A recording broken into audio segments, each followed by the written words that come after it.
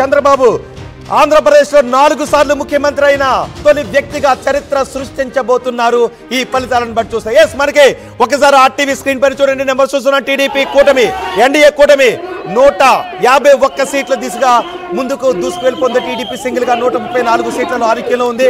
గత ఎన్నికల్లో ఏదైతే టీడీపీని పరిమితం చేశారో అదే స్థానాల్లో 24 సీట్లలో వైసీపీ ప్రస్తుతం కనబరుస్తూ ఉంది.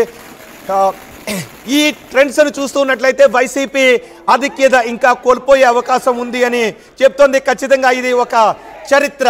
ఆంధ్రప్రదేశ్ ప్రజలు కూటమికి చాలా స్పష్టమైన ఆధిక్యతను కట్టబెట్టే దిశగా కసిగా ఓట్లు వేశారు అని టీడీపీ నేతలు చెప్తున్నారు. జనసేన 21 స్థానాల్లో పోటీ చేసింది, 14 స్థానాల్లో ఆధిక్యతను కొనసాగిస్తోంది.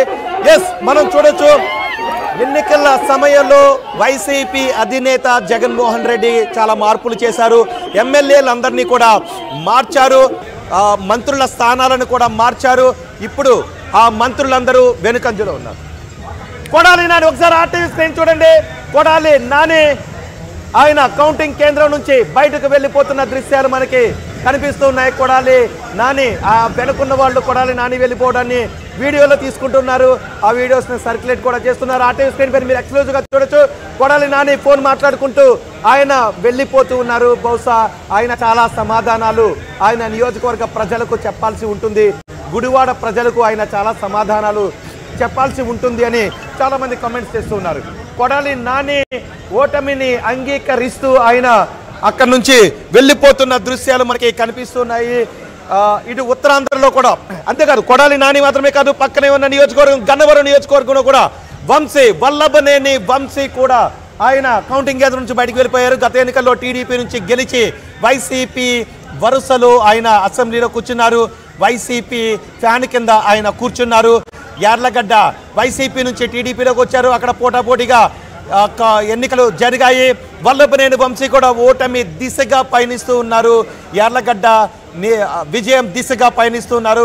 కొడాలి నాని కౌంటింగ్ కేంద్రం నుంచి బయటకు వస్తున్న దృశ్యాలు మనం ఆర్టీవీ స్క్రీన్ పైన చూడొచ్చు. ఖచ్చితంగా విజయం మాదే అంటూ చెబుతూ వచ్చిన కొడాలి నాని వెనుగండ్ల రాము చేతిలో ఆయన పరాజయం దిశగా ముందుకు వెళుతూ ఉన్నారు. అందుకే ఆయన కౌంటింగ్ కేంద్రం నుంచి బయటకు వచ్చేస్తూ ఉన్నారు.